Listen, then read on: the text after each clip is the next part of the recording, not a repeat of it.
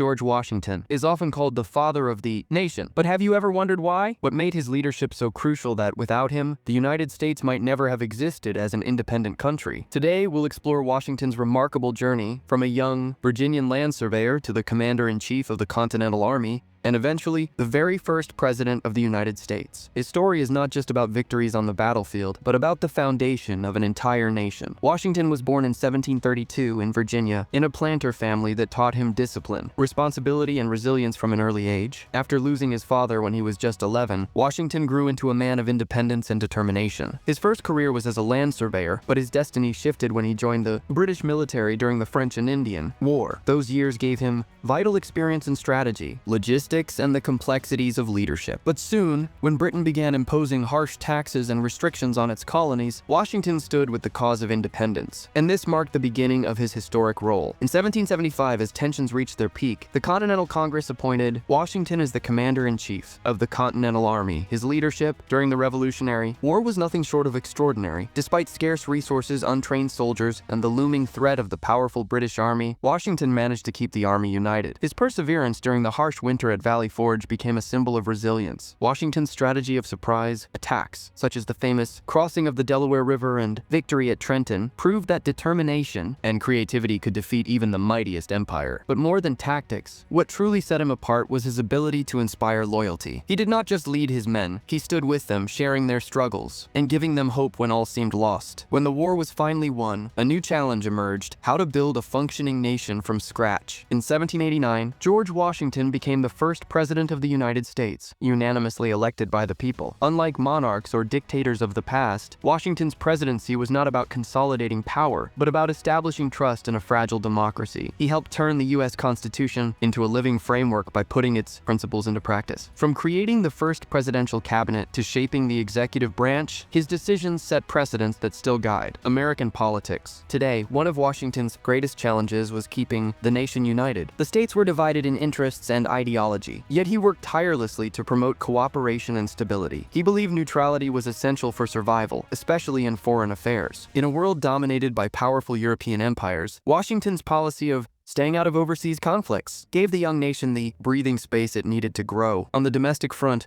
he warned against the dangers of political parties, fearing that factionalism would tear the country apart. A warning that feels strikingly relevant even today. Of course, Washington's leadership was not without controversy. Critics point out his silence on slavery, even as he personally owned enslaved people, or his tendency to side with Federalist policies that favored centralized power. Yet his greatest achievement was showing that power in America would not be absolute or hereditary. By voluntarily stepping down after 2 terms, he set a powerful example that leadership is service, not ownership. That decision alone may have saved the United States from slipping into dictatorship in its earliest years. George Washington's legacy is more than a collection of battles won or laws passed. It is about the principles of unity, integrity, and selflessness. His life raises an important question for us today. Can modern leaders show the same kind of commitment to principles and people, rather than personal ambition? In a time when the world faces political division and leadership crises, Washington's example remains a reminder that true leadership means putting the nation above oneself. As we look back at the man who shaped America's destiny, we must also look forward and ask, can today's leaders live up to the standard George Washington set over 2 centuries ago?